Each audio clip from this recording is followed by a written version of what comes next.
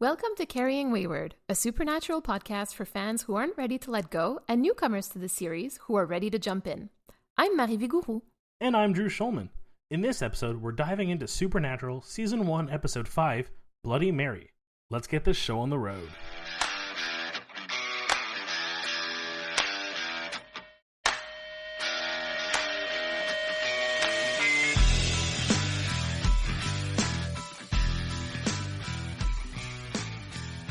All right, Drew, are you ready for our weekly recap?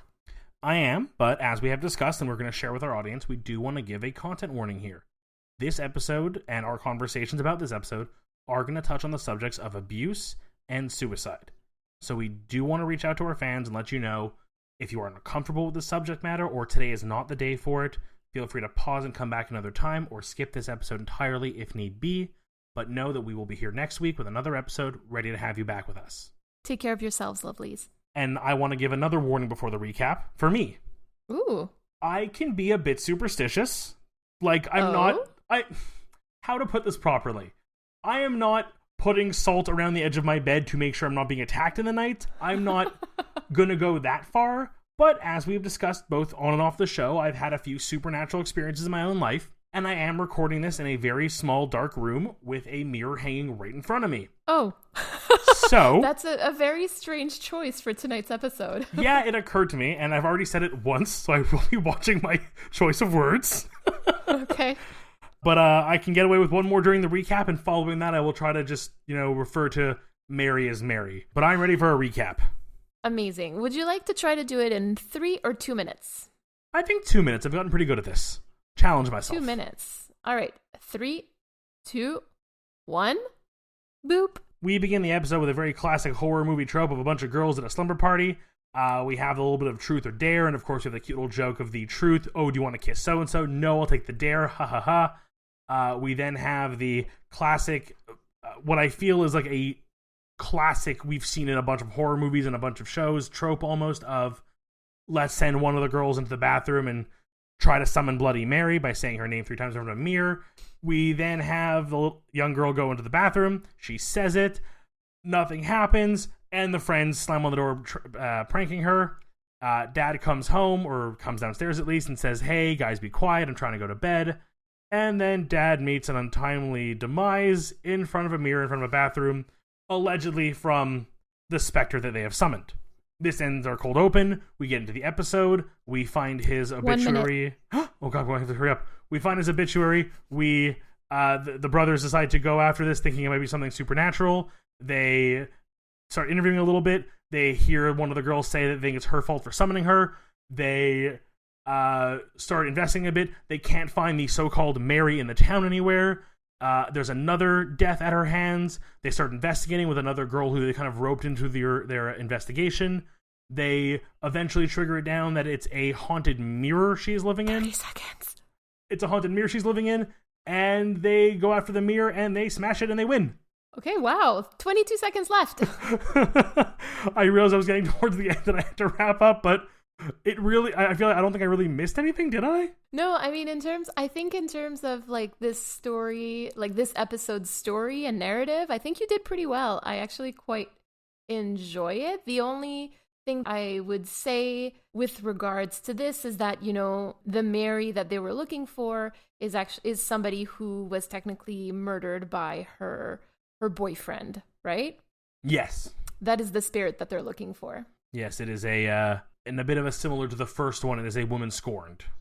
Yeah, I'm actually happy that you're bringing this up. So if we're looking at the past, 5 episodes that we've looked at, so the pilot is a woman scorned, Bloody Mary is a woman scorned, Phantom Traveler is a demon who, technically like doesn't quite have a gender.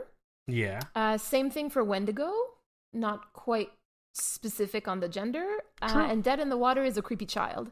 So technically, within 5 episodes, we've gotten like 2 female villains, which, for a show that doesn't actually have that many female characters is actually pretty interesting. True. Also, both are based off very widespread myths and legends. As we discussed in pilot, the Woman in White is quite a famous story. It's heard all over the world. There's multiple variations of it. Same for this episode. The stories are widespread. There's thousands of variants. I actually did try to look it up for this episode, and much like they did during the episode, there's just too many possibilities and not a single one that really goes, well, that's likely the origin. There's too many. Well, that's really interesting. Let's get back to that in critical time, because for now I'd like to move into the long game, where there are a few things that I would like to mention here without necessarily explaining them, but I would just like for us to note them. Oh. So that we can then come back to them eventually for a further analysis. I'm intrigued. You're intrigued? Okay. Well, I have been reading a lot about queer coding in the past few weeks. Okay. The Hollywood tradition that started back in the 50s of queer coding characters so that they still meet the standards of television that were very traditional, almost puritanical at the time, so that there were no openly queer characters in TV or film, but queer coding was a way for queer storytellers to include queer elements to their stories. And there's a lot of discussion right now within the supernatural fandom about which characters have been queer coded, if any. And so I've been reading a lot about that. And there's just a couple of things that I would like for us to mention, again, without analyzing it, because I don't think we're quite ready to do that. But just so that we keep it in mind for an episode where we are ready to dive into that. How do you feel about that? I'm very intrigued, and I'd love to go through the show with that kind of lens. Amazing. So let's get started with that. So there's the moment at the very beginning where Sam says, you know, that a mirror reveals all of your lies, all your secrets, and that they're a true reflection of your soul. So Sam is saying this to Dean. And if you pay close attention to Dean's reaction, you can see that like his eyebrows kind of like fall and his eyes widen a little bit. As if he's like, oh my God, almost as if he's taking it a bit personally. Like, oh my God, what would a mirror reflect of my soul if I were to look into the mirror in this context, right? So that's instance number one. Instance number two is when they're talking to the police officer who investigated Mary's case. Right. And he says Mary spent her last living moments trying to expose this guy's secret. And again, the camera focuses on Dean and his eyes widen again. He's like, oh my God, like exposing somebody's secrets. Third instance is when Dean says to Sam, you know, about Jess, the nightmares, calling her name out in the middle of the night, it's going to kill you. And we're going to notice also at the end of the episode that Sam sees Jess in the crowd, you know, as a woman in white as they're driving by down the street. And this is a little bit of foreshadowing for Dean in terms of how he copes when he loses somebody that he, quote unquote, cares about. And we're going to leave it at that for now. Oh, I'm so intrigued. Like, I've always known there was a portion of the audience, and I know myself well enough, I'm sure I'll fall into that portion of the audience, that has, in their own fandom, have sort of seen Dean as a queer character. Yeah, I've always sort of seen this side of the fandom, and I've always sort of heard, like, there's always the fan fiction writing community or, like, the fan theories, but I've always sort of gotten this vibe that the Dean being a queer character was a little bit more than just a fan theory, and it is. I really like that idea, and there's the two sides of the coin. Let's pessimist, optimist. The pessimistic is, we are reading into this too much and the reveal was made because they decided to make the reveal. Or the optimistic, and I kind of really hope route, which is these hints were littered out throughout the entire series, as you are suggesting now, and were very much intentional so that when the reveal does eventually come, it's not as shocking. So I have a lot of thoughts about that. The first being when you say maybe we're reading a little bit too much into this. And if we're saying this about only this episode, then yes, I would agree with you. I wouldn't be able to write a paper about the queer coding of Dean Winchester based solely on this episode. It wouldn't really hold. But there are now 15 years worth of TV production where there are very clear instances of him being not even queer coded, but showing romantic affection towards somebody of the same sex. And so I think that discourse of, you're reading too much into it is unfortunately something that's being said by people. And that discourse of you're reading too much into it inevitably leads to the erasure of queer characters. Because the whole idea of queer coding was to be able to kind of hide behind the code of conduct of Hollywood at the time and to say, oh no, like this is something that anybody could feel, and like this is not a queer character. Unfortunately, over the years, it takes on a very perverse meaning. But if we're looking at queer coding in its original meaning, what we're seeing on TV and what we're hearing the characters say is important. Mm-hmm. And I don't think that it serves anyone right to say that we are overreading it. I think that we have to just take the evidence that is in front of us. And that's really what I'm trying to do here. And I guess we'll see where that takes us. No, and I would agree. I feel like at the end of the day, everyone reads the character the way they... And basically until the creator or someone involved in the writing team steps forward and says, I did X, Y, or Z, mm-hmm. we can only speculate. I agree with the readings you have given. They are logical. I will admit I definitely noticed a few times Dean's reactions, and it actually led me to a theory in the episode itself that we were going to find out that when they went to the antique shop and summoned her for a final battle, she was going to go after Dean instead of Sam, because Dean had some sort of deep secret. It now almost, I think, is better because she does not. She does go after Sam. I feel like that's because Dean's secret, as much as he felt he has one, isn't, I let someone die or I'm responsible for someone's death. His is a deeper secret that is more personal. Drew, you are hitting the nail on the head. No, it's true, literally. And I know that nail jokes are not funny in the context of Supernatural at the moment. But wow. So this leads us really into story time, where we talk about the relationships that the brothers have and like the episode as if it's sacred. Because what you described is the difference between guilt and shame, right? Guilt is the idea that I did something wrong and so I must atone. And that's what Sam feels about Jess. Mm-hmm. But shame is I did something wrong, therefore I am bad. I do not have value. I am not worthy of love or anything. I cannot be loved. From the reading that you've made, I would say that Sam suffers from guilt, but Dean suffers from shame. So I wanted to ask you, how do you feel about Sam in this episode? Because there's a lot going on. As much as I've talked about Dean here, really, this is a Sam episode. Right? True. Dean has a lot of really interesting characteristics in this episode, but it is a Sam episode. It's a Sam episode. So let's talk about Sam a little bit. What were your impressions of him? I think this episode really, as you said, it really focuses on that guilt aspect of him. It's really we need to get past the Jess thing so that he can develop as a character more. Mm-hmm. So this episode allows him ultimately to confront it, not move on completely, but at least have a level of acceptance that that all reality, though we do get that nice reveal that he's been dreaming about that death for a few days leading up to it. What were you going to do? Let's really take a step back here and go, what would Sam have done? Hey, Jess, I have a history of fighting demons in my family. Right, demons are real. One killed my mother, and I keep having dreams of the one that killed my mother killing you in the same way, and I now need to, I guess, let you know and then find a way to stop. How? What are you going to do?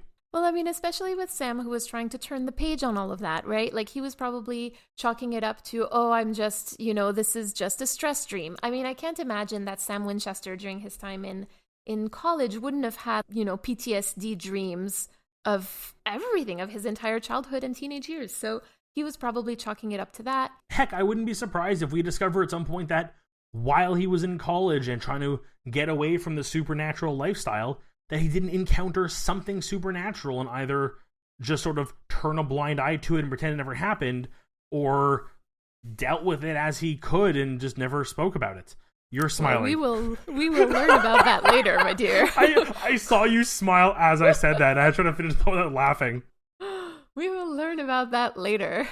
Well, so I like your point about Sam finally being able to start turning the page on Jess. And I think to me that is, that's the story of this episode, through guilt. And guilt is it's not allowing him to open up to Dean, right? When he's having nightmares and Dean goes, sooner or later we're going to have to talk about this. And this is Dean, again, like trying to, like doing his best to try to draw Sam into a conversation. And Sam is just shutting it down time after time. But that's guilt. That is guilt 101. I think the biggest thing with guilt, especially when it's guilt you're putting on yourself in that way, is you feel like you deserve it. Yeah. Like, what's the point of having a conversation about this situation when you already have 100% stated the fact that I'm the one at fault, I'm the one who fucked up, I'm the one who has to pay for this? Yeah. Like, the conversation's useless. The conversation, well, I mean, yes and no, because having a conversation about it allows you to unburden yourself in a way, right? Because when you're, and this is something that Brene Brown talks a lot in her books about shame, she says that just to be able to speak to shame, and even in this case, it applies to guilt as well, to be able to speak of it removes some of the feeling's power, right? So that you regain some power from that. So just being able to voice it and to say it is actually really quite powerful. So while I absolutely agree that Sam probably sees it as useless, yeah, I do think that being able to speak about it would help him. But that's 100% my point, is the conversation will fix it. The conversation is the first step to moving on. He's just refusing to have it because he doesn't think it'll help. You're entirely right about that. And it's interesting because the episode concludes on like a fairly ominous piece of dialogue, right? Where like Sam says, you're my brother and I'd die for you, but there are some things that I'm going to keep to myself. And again, Dean reacts in a very strange way where he doesn't push it. He's like, oh, okay. Like, I don't want to have to tell him about my secrets, so I'm just going to let him have his privacy. So there's just that like push and pull between the brothers where you're seeing like, while they do have, codependency is starting to set in, like they do still have like their own worlds that they're not ready to let the other into. And it's just interesting to see so early in the season. I have another point to make here. Go ahead. While we're talking about the dynamic between the brothers, there's one thing that we're starting to see, and we're starting to see like a class difference between Dean and like the people that they're encountering in this episode. And I'm saying specifically Dean because Sam, because he is college educated, he has more class mobility, right? So he fits in more social situations than Dean. Yeah. And so when they walk into the wake, Dean goes, I feel like we're underdressed because they're showing up in flannels and jeans and ripped jeans and everybody else is wearing a suit. And this is the first real moment where we see a contrast between the normal world and the supernatural world and the world of the brothers. And again, in this case, it's Sam who's the one who's able to help the duo navigate in this world, right? From the guy at the morgue to Charlie, like he's the one building the connections because, arguably, Dean doesn't usually have to have those conversations when he's on a hunt alone. He just, like you said, he just thinks about what to shoot the bad thing with. Yeah. That's just the way, like he's very action oriented. And I would argue that there's also like a class difference there that makes it harder for him to connect with people. I think it also shows a disconnect in even just the way they perceive the world. This might focus a little more on Dean than Sam, but I think they both fall into this category. They knew they were going to someone's home to try to investigate the situation and then discover, oh, hey, it's literally the funeral. There would be that moment, kind of like in previous episodes, where you'd go for a wardrobe change. You'd have something more appropriate to wear. But to them, a death is almost so blasé that it doesn't really come across as a thing that they need to get dressed up for. To them, it's another dead body. You are so right. I mean, that's so true. I hadn't thought about it that way. Thank you for bringing that up. That's so interesting. Wow. Like, even, I feel like the morgue less so, because you've also got the morgue attendant who's a little bit like, oh, check out this body. Like, he's kind of into it. But then again, that is someone who has, I don't want to say has made a career choice to work in a morgue, but if you're going to get... But he sort of has. Yeah, like, I'm sorry. Like, I don't know what it takes to become a technician in a morgue like that, what level of training that requires. I imagine there's more than just, like, going to McDonald's to flip burgers, you probably have to have some formal training in those areas. I know I've heard the off story, whether it be from like a television series or from like I've actually met a few people in these scenarios where you kind of grow into it as a family business if it's a smaller like town. But there's some level of you, if you're working at a morgue, you are demystified by death a little bit, I would assume. And I think it almost, you know what, actually, now that I'm saying it out loud, I think it plays a great mirror, ironic for the situation, to the previous situation. They go to a funeral and they are so outlandish because they don't see death as this huge thing. To them, it's so blasé. But then you go to the morgue and you have someone who's, I'm around dead bodies all the time. I can see the wonder in it, and they are just as interested. Yeah, and it's interesting too because this morgue attendant, you know, he swindles them out of a lot of money, right? And Dean is upset about this. Like, so there's also this idea that people who are more comfortable with death just sort of keep their spirit to themselves, or they keep their cool a lot more in those situations. You know, death is not an event or a big deal. Like, it becomes something that is just a part of your life, and that I mean, it's normalized. You've taken something that there is a huge stigma for, and for those who have a stigma for death, it's a very valid one. But if you are confronted with it constantly, you normalize it. You have to be able to do your job. And here we see that not only is the morgue attendant, but both Sam and Dean have normalized death to the point that seeing a body with its eyes literally missing is just like, it's work. It's investigation time. It's not, wow. Yeah, this is just another Tuesday for us. I have one last thing that I want to bring up, unless in story time, unless there's something that you wanted to bring up about the boys. No, you've really touched on most of the points I wanted to hit. I've gotten through most of what I wanted to get through for them. So I'm intrigued to see what else you have up your sleeves. Well, it's just a little tiny thing where, you know, Sam, because there's like a bit of a banter between the two about whether or not it's okay for Sam to be the one calling the spirit. You know, Dean goes, no, there's no way I'm letting you do this, you know, like big brother protective type of thing. And Sam goes, no, like, she'll come. You know, he's feeling guilty, so he knows that she will come. And this is, I think, the first instance of one brother acting in self-sacrifice. Okay. And that comes back a lot. I can imagine that. Yes. And so in this case, Sam is the one who says, you know what, like, I will take one for the team. I will call her. She will come and I will take care of her. And Dean isn't so sure about that, right? Because he's seen the way that Sam has been acting. And I think that there's a little bit of fear that this is like a suicide mission for him. Yeah, I was gonna touch on that too a little bit. Like, you brought it up and it reminded me, this is a thought I had during the episode. I think there's a level of Sam in that moment where he's like so guilt-ridden by it, and it's so top of mind because of conversations he had previously with Charlie, that he is feeling so guilt-ridden over Jess that he is okay doing it because he knows that the worst case scenario is I fail and she kills me. I deserve it. I almost want it. Like, it isn't a suicide mission in the, like, I'm risking my life, which he is. It's a suicide mission in the, if I die, I don't mind it.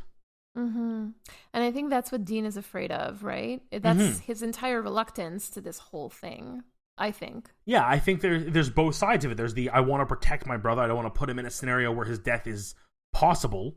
That's always a clear indication. But I think there's also the part of him that thinks, you were so willing to do this, I don't feel comfortable. Yeah, exactly. Like, you're too willing to do this, Sammy. Yeah. Like, I don't, like, where is this going, buddy? No, I think that covers the brothers very well. We do learn a lot about Sam. If it's more of we get to see him grow, then we learn more about his secrets in his past. As we've discovered, there's some secrets in Dean that we're still not getting out, whether they be... And again, I'm coming in it blind. I don't know what those secrets are. I definitely, as much as we've discovered them as possible signs of queer coding, I am still very convinced they are there. No one can convince me otherwise. There is some level of he is keeping a secret from us.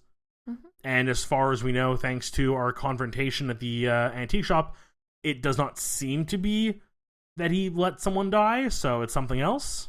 Yep, there you go. So I think we can move into critical time. Amazing. Is there anything you'd like to start with? Because I sort of have a rant about this episode. I'm excited for your rant. I kind of tried to come up with my critical theory for this episode, and it really was to go into the legends. And as I said earlier, there's just too many angles. There's no real concise where it began. I mean, I feel like if you look at most common myths in mythology, I'm thinking like the legend of a werewolf or Dracula, they do have some roots. There are some origin stories that are a little more origin than others, but she really is a mystery. I almost wish we could figure this out because it amazes me how many variants of this myth exist and how it became so widespread. I mean, like, I was a kid. It was a thing that we knew about. I don't think I ever actually did it. But, you know, I was a kid at a summer camp. I heard kids who had sleepovers and they tried it and, like, something spooky happened. This affected my real life. You know, it's interesting. There's, like, this line at the very beginning of the episode where this little girl, you know, this 12-year-old says, it doesn't matter who she is. And I don't know what to make of it. Because is that saying that the origin of this particular myth doesn't matter because it is real? Or is that saying, like, it doesn't matter who she is because not her existence, but like her identity is not important? Like, I don't know what to make of it, but it was such an interesting comment coming from the mouth of a 12-year-old that it hit me. I can kind of draw on that. I didn't even think of the line, but now that you say it, I can kind of picture it a bit better. And I think it kind of comes back to the idea of, I think the latter, it doesn't matter who she is, it's the work that she does. Oh. And I think it kind of something we do see a lot in, I'm going to say it right now, the Marvel Cinematic Universe and superhero movies. It's not a matter of who wears the mask, it's the symbol of the mask. You know, this is so funny because today I walked in on my 7-year-old watching the latest Spider-Man movie that came out on Netflix, and he was telling me, you know, there's a lot of Spider-Man, Mom. I'm like, okay, like, you know, do you want to tell me more about it? And he starts telling me, you know, Peter Parker died, and now there's a lot of other Spider-Man around. It's just really funny that you touched upon that because it's true. At the end of the day, what matters is the work that is being done, not necessarily the person who does it. And that, in a funny way, sort of relates to the Winchester brothers. Right? Because they're doing work and they're not getting any recognition for it. Yeah. So they're doing this anonymously as well. So it's just really interesting, the parallel between the two, between Bloody Mary and the Winchester boys. No, it's a very interesting view of them as well. That they are unsung heroes. I mean, they're in a situation where it's kind of hard to be celebrated for what you do. Yes. I mean, obviously the person you're saving, that one person who's aware in almost every episode, gets that thank you, which we'll get to later as well. Yeah, I think as far as a comment goes from a 12-year-old girl at a slumber party, surprisingly deep of her. That you're right. Surprisingly deep. You're right. I mean, it's really just, it's a legend that it lays its stake. I mean, one day, I mean, I pray not, but you know, within the supernatural universe, one day another poor woman will be wrongfully taken from this world in front of a mirror and maybe come the next incarnation. Well, now that we've bummed everyone out. Yes. I can't believe we bummed people out and brought up Spider-Man at the same time. That's really hard to do. I know, eh? Isn't that funny? It's the best boy. Oh, we can go on for Spider-Man for hours. Trust me. My God. But you have a rant. Boy, do I have a rant. Oh, I'm excited. Okay. So, let me just pull up my sleeves here. A little disclaimer. When I first watched this episode 4 or 5 years ago, whenever I started actually watching Supernatural, I watched this episode post Me Too. And I think for anyone who has seen this episode for the first time post Me Too, you know that this is not an episode that could be produced and aired today without being heavily critiqued. It made me almost not want to press play on the next episode. That's how upset I was. And this is why. So we've got this teenage girl, Charlie, talking about a boyfriend who she loves, but quote unquote scares her. Red flag. She breaks up with him and he threatens to kill himself, to get her back. Giant red flag. Yeah. And and out of maybe anger or frustration or fear, she tells him, go ahead, and walks out. Now, I just want to be very clear about this. This was an abusive relationship, okay? Women who try to walk out from abusive relationships sometimes do not survive it. And I'm speaking in gender binary here, but this is valid across the gender spectrum. Keeping that in mind, Charlie still carries guilt from this moment, right? Since her boyfriend really does end up taking his own life. And I don't know if you noticed, but there's a rumbling when Charlie says, go ahead. The universe that they're creating with the sound, the production really wants us to feel the weight of her words, right? The weight of her guilt. Mm-hmm. And they want us to disapprove of those words. She says that she should have believed him. But again, what would she have done? Was she supposed to stay with him against her will? Or was she supposed to stay with someone who scared her? She's like 16 or 17 years old. She's a child who is putting her own safety behind the feelings of a boy who was manipulating her. Sorry, I need to take a breather. And while you take that breather, I am going to say I really appreciate something you... first of all, 1,000% agree. There is a lot of problematic situations here, and I flagged it right away. But I also want to touch on something you said, and I want to thank you. You were speaking in gender binary terms, but it does go both ways. And I will be very transparent with you and our listeners. I was on the other end of this. Mm-hmm. I had to walk away from a relationship that I was afraid of, that I realized I was being kept in out of fear. And it was the scariest thing I'd ever done because the threat was made as well by this person that they would take their own life if I walked away. And I spent so long making sure that there was a support group there for her, that I was checking in with friends of friends to, find out, is she okay? Are the right steps being taken? Are people taking her seriously about her depression? Yes, I'm walking away from my safety and my health and my sanity, but I was horrified. Mm-hmm. And it took so many attempts before it actually worked. We ended that relationship a dozen times before I finally was able to really walk away. It's scary. Wow. I'm so sorry. Thank you. Thank you for sharing that with us. I think that really puts this whole episode into perspective, because this scenario that they're describing is real for a lot of people. Whether or not the threat of ending one's life is followed through, the threat is there. Mm-hmm. It's something that we do hear. And in those cases, there's also the possibility that it's not only their life that they're going to take, but also the one of the person walking out.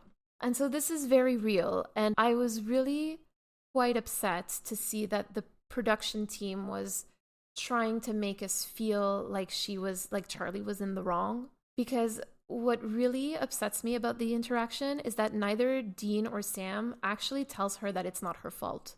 And that, to me, from a critical standpoint, it means that the production team wanted the viewers to see Charlie as the guilty party. They wanted us to see her as the reason that her boyfriend took his own life. And further, again, to that point, narratively, that puts Charlie in the same category as murderers. Shoemaker, who killed his wife, Samson, who killed his teenage mistress, Jill, who killed an 8-year-old boy. Charlie is not responsible for the death of her boyfriend. No. And no one in the episode ever tells her that. And that makes me so angry. And yes, Dean says it in the car later, but he doesn't say it to her. And Sam tells her that she should try to forgive herself. But that's quite different from it's not your fault. Mm-hmm. And if we're thinking about why that happens, or why that has to happen, it's because the whole goal of Charlie's narrative arc is to show that guilt isn't necessarily earned. Like, you can feel guilty without necessarily being guilty of the action that you feel guilty for. And that shows up for Sam, where he feels guilty for Jess's death, even though he's not guilty of it. And this begins a very damaging pattern of using the pain and often the death of female characters just to create an emotional reaction for one or both of the brothers. Yeah. I mean, I will admit that I kind of read that situation slightly differently, with the view one, personal experience, and then two, now the way you've talked about it, I definitely think it's problematic either way. Mm-hmm. But I do think, and maybe I'm just reading it weirdly, but I think that part of it... Okay, well, let's address it in two parts. Part one is neither of them in the moment saying to her it's not her fault and trying to convince her that she's, she did the right thing. Mm-hmm. I think Dean is the one thinking it. Sam is the one who doesn't want to say it because that means confronting his own problems. Yes. Agreed. And I think from a show writing perspective is not brought up to avoid that conflict in the moment. Mm-hmm. Because I don't think you could bring up the it's not your fault without the brothers having a bit of like a, how do we navigate this? Yeah, I agree with you. But, and I do think, again, trying to word this the best way I can with the sensitivity in mind, I think it almost comes to the reason she survives the episode is to prove that it's not her fault. Fair. Okay. Yes, I will take that. I think problematic as it is, I feel like it could have been addressed better. We're getting to Crossroads territory here, I'm afraid of. Yes. But I ultimately think what they were trying to do narratively in this episode was put someone in a scenario that mirrors Sam, so that when they save the day and she clearly survives and everything's good, it's the showrunner's very blunt way of saying, see, she shouldn't have been guilty about it because it's not her fault. That's why she lived, just like Sam. I entirely agree with you. I understand narratively what they're trying to do. But to me, it doesn't excuse the fact that, again, they're using her pain in order to further like the emotional depth of Sam in this case. And I think that if this was an isolated case, I wouldn't be so upset about it. I'd just be like, oh, well, that sucks, and move on from it. But this is something that comes back time and time again in this series, where female characters are victimized so much and brutally sometimes just to see how the brothers will react. And that doesn't sit very well with me because it's a pattern. It's not just an isolated incident. It's something that is well known, unfortunately, in a lot of pop culture. I believe the term they use is the lady in the fridge. Have you heard this trope before? Yes, I have, actually. It's a fairly common trope. I feel like the term we hear is women in the refrigerator or stuffed in the fridge. Yeah. If you look it up on TV tropes, you'll find it. It actually comes from a Green Lantern comic. We're really pulling into our DC and Marvel fandom today. I know, right? But it came from a comic that was very, very heavily criticized, that a character comes home to find their, I forget if it's a wife or a love interest, murdered and hacked up and stuffed in the fridge. And it's overly gruesome, it's overly gory, it's unnecessary. And it really just drove home a point that has become kind of a trope within TV of women being treated as just motive for men to take action. Yes, exactly. I think, thank you for bringing that up, because to me, it's not necessarily the narrative of this episode that bothers me. It's the fact that this is a trope that comes back in this series. You know, like this, they're a repeat offender. No, and a lot of shows are guilty of it. I feel like it's it's unfortunately very low-hanging fruit to inspire, especially a show that focuses on two very forward-facing, heteronormative male characters from all intent and purpose that we have right now. Yeah. It's very easy to give us, here is a love interest, let's brutalize, hurt, dispose of, get rid of, do something with, to then allow us to go into our next segment of they now have to avenge, get revenge for, save. It's, I mean, I've said it in past episodes, it's easy TV writing for early 2000s. Yeah, exactly. And I think, there you go. I think right now what we're trying to make sense of is the whiplash that we're getting by watching this piece of TV that was made for 2005 in 2020 after Me Too and after Time's Up. So I think we're both getting a bit of whiplash from that and trying to make sense and make meaning out of it as much as we can.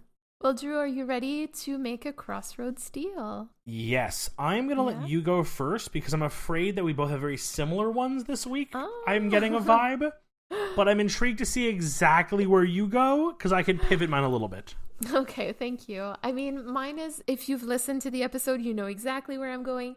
I just want one of the brothers to tell Charlie it's not her fault and to maybe write the episode better. not use her pain as a crutch. And I understand that, by telling her that it's not her fault, it takes away from like their quote unquote bro time afterwards. But I would be willing to let some of that go in order for Charlie to hear that it's not her fault that her boyfriend killed himself. That's very much where I was kind of heading with mine as well. I have a backup one, which is nice. But I really do agree with you. It really is a matter of, it's those, I think it's the hindsight is 2020 thing. I think it's easy to look back at a show like this when you aren't the person. And I don't want to be an apologist, but these are people who are writing a show. It's a job. They know who they have to turn this script into and what those people want. We recently saw to go into other fandoms real quick, the Ubisoft Montreal, we had a huge Me Too movement happening in the studio, and revealed that a lot of the higher-ups were very anti-female main characters, to the point where they were like, people were afraid to pitch it because they knew they would lose their jobs if they did. And now that they finally have ousted the people in those positions, we now have a new Assassin's Creed game from that same production company that actually uses the female protagonist as a very important crutch of the story. Yay. I mean, unfortunately, there has to be those reckonings, right? They have to happen in order for us to be able to speak more critically of these things, because if we had critiqued this episode back in 2005, I'm not 100%, like, I actually, let me start that again. I am sure that I would not have been as critical of this because I didn't have that hindsight. I was very much, 15 years ago, I was not even 20 years old. So I would certainly have thought that it was Charlie's fault, or I would have gone along with that narrative arc or the narrative that the writers were trying to build. Yeah, like, I'm really intrigued as we get later on in the series, as we start getting to the what we'll call the more modern third of the season, even like figure anything from seasons 12 onward that were written in a very post-Me Too and a very modern world. I'm curious to see how many of those tropes still appear, if there's a noticeable shift. I'm excited to reach that point. Unfortunately, still too many of those tropes happen. Yeah, that's just media, and that's media. Yes. I mean, we have until, don't worry, we still have really harmful TV tropes happening at the very end of season 15, so we'll have stuff to talk about that. There'll always be terrible tropes to complain about. There will always be terrible tropes to complain about, but I think with our Crossroads deal, we are able to, again, fix one other episode of Supernatural, one episode at a time. So I'm actually quite happy with what we came up with here today. Yes, and if I may make my deal at the roads, I think number one would be the same as yours. If I really if I could, I would just say like double down on yours. That's like really just like, that is a glaring stain on the series and the show. And as I've said from experience, it's a difficult thing to navigate. I think it could have been done really well with more time to explore, but to avoid just cheaping out on our listeners and not giving them a second opinion or a second option to discuss with them amongst themselves and to contact us about, I would like to have had a little more on Mary. Yes, agreed. I know, given how much, again, I think the biggest constraint is that this is a 45-minute show. They can't do everything. I don't really know what I would have given up per se or how, but maybe getting to the chase a bit sooner, like kind of giving us we've been on the case for a day or two now, and skip having the go after the Dr. Shoemaker as the first death and then the friend as the second death. Kind of have them swept away a little more because they've been on this case for a day or two and they're finally putting it together. Letting them get to the detective with the unsolved murder first, a little earlier, and let us learn a bit more about that scenario. Maybe even find a way in the episode to avenge her in some way. Like, he says, is that person still alive? No, they passed away several years ago. Yeah. I would have liked them to have maybe gone to question this person, somehow reveal that he was responsible for her death.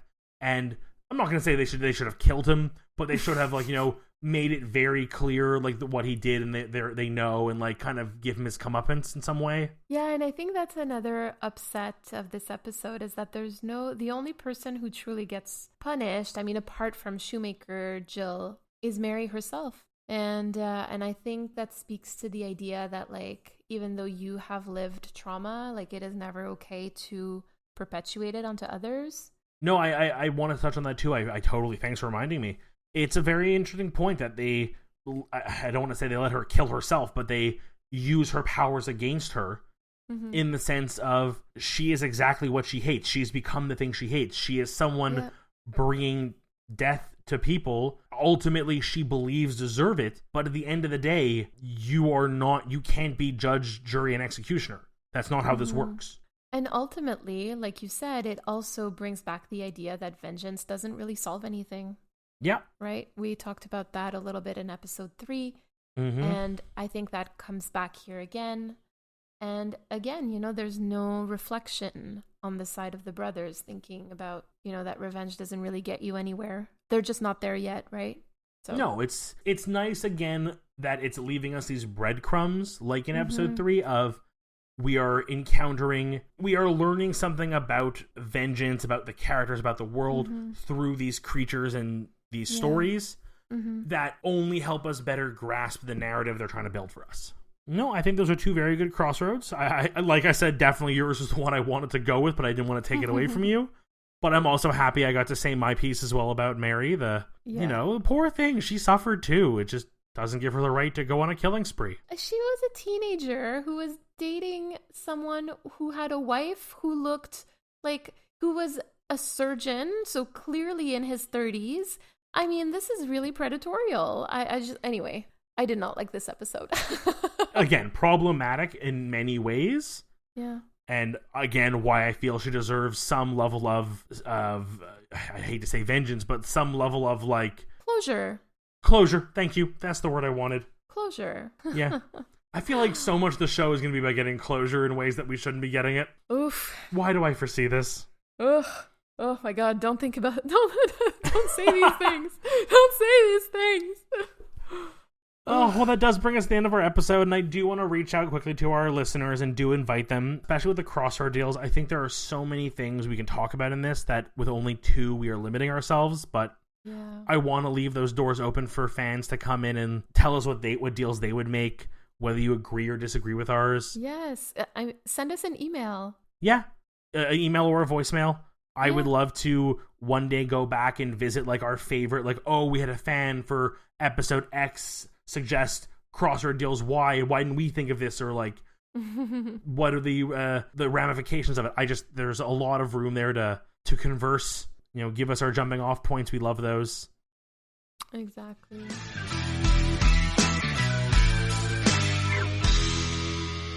You've been listening to Carrying Wayward, a supernatural podcast, produced by Rochelle Castellano, hosted by Mary Vigahou, and myself, Drew Schulman. Subscribe on Spotify or Apple Podcasts for weekly content, including some special episodes. Leave us a review on whatever platform you choose to use. You can find us on Twitter and Instagram at Carrying Wayward. We always love to hear from our listeners. Send us a voicemail or even just an email at carryingwayward@gmail.com. Until next time. Carry on, our wayward friends.